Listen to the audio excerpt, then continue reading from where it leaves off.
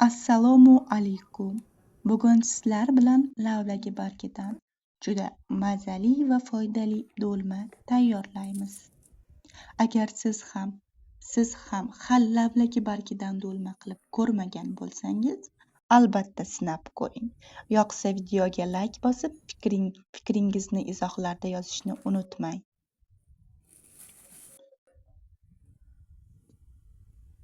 Ko'pchilik lavlagi bargini ishlatmaydi. Aslida esa u vitamin va minerallarga boy. Yumshoq barglarni tanlab, yaxshilab yuvamiz va qaynoq suvga yuvitamiz. Yaxshi tugilishi uchun ichiga qiymali masalliqlarimizni solib, chiroyli qilib o'raymiz va qozonga teramiz.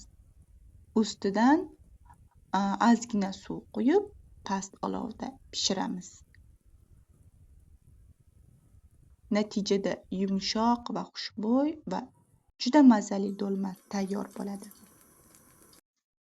Tabga qarab biz go'shtli yoki boshqa masalliqlarimizni qovurib, ustidan keyin do'lmalarimizni terib, suv quyib pishiramiz.